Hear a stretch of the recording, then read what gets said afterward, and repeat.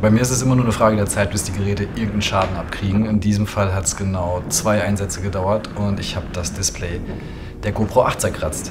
Das Besondere an der GoPro 8 ist, dass man da das Display oder das Schutzglas viel mehr nicht auswechseln kann. Bei den Vor- und Nachgängermodellen ist das relativ einfach. Bei der 8 ist das Schutzglas, das ist Gorilla Glas, draufgeklebt. Aber wie bei allen Sachen gibt es natürlich auch hier eine Lösung. In diesem Fall hat die mich ungefähr 20 € gekostet und 15 Minuten Arbeit. Es gibt von Camera Butter ein Ersatzschutzglas. Das habe ich mir bestellt. Einfach über das Internet, das geht heutzutage relativ easy. Und in dem Paket drin ist dann eine kleine SD-Card-Schutzhülle und da drin ist das Schutzglas. Dann gibt es dazu noch ein Tool, um das zu öffnen, weil man ein bisschen hinter das Glas gehen muss. Und 2 Wipes, um hinterher die Linse sauber zu machen. Ich befreie vorher immer gerne erst alles vom Staub, damit ich da hinterher keine Probleme habe. Also die Kamera, die Unterlage. Handschuhe sind auch immer ganz gut, falls man doch mal aus Versehen irgendwo auf eine Linse drauf kommt.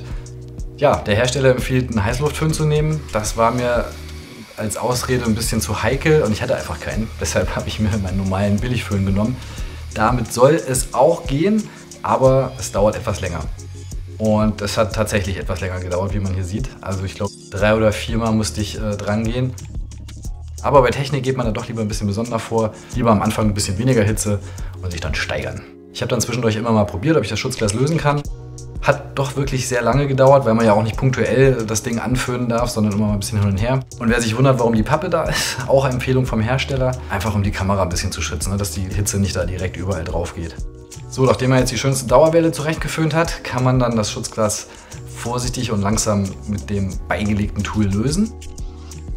Was jetzt, schätze ich mal, ein Problem des Föhns war, weil er nicht so eine große Hitze entwickelt hat, dass noch extrem viele Kleberückstände an der Kamera sind. Und das ist extrem wichtig, die zu entfernen.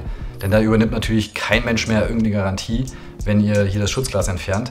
Das wäre vielleicht noch ganz wichtig zu wissen. Auch der Hersteller von dem Ersatzschutzglas natürlich nicht. Und Garantie beinhaltet natürlich auch immer die Wasserdichtigkeit.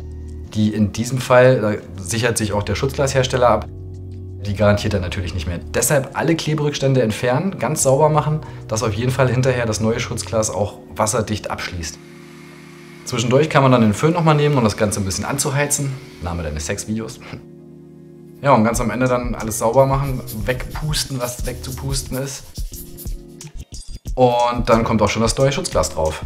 Hier sieht man jetzt, dass die Schutzfolie nicht so gut abgeht und da ich ja vorhin schon das mit der Wasserdichtigkeit erwähnt hatte, ist es dann extrem wichtig, dass man das irgendwie sauber abkriegt, um da keine Kanten drin zu haben.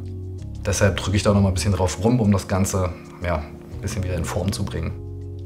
Dann natürlich nochmal checken, dass die Linse wirklich sauber ist und kein Staub eingeschlossen ist, weil wenn der Schutzglas einmal drauf ist, dann gibt es kein Zurück mehr. Dann noch gut festdrücken das Ganze und auf jeden Fall die 2 Wipes auch benutzen, dass man das nochmal gemacht hat. Kann man auch gleich die Kamera noch mal ein bisschen sauber machen. Ja, das Ganze hat jetzt insgesamt, glaube ich, eine Viertelstunde gedauert. 20 € und die GoPro 8 ist so gut wie neu.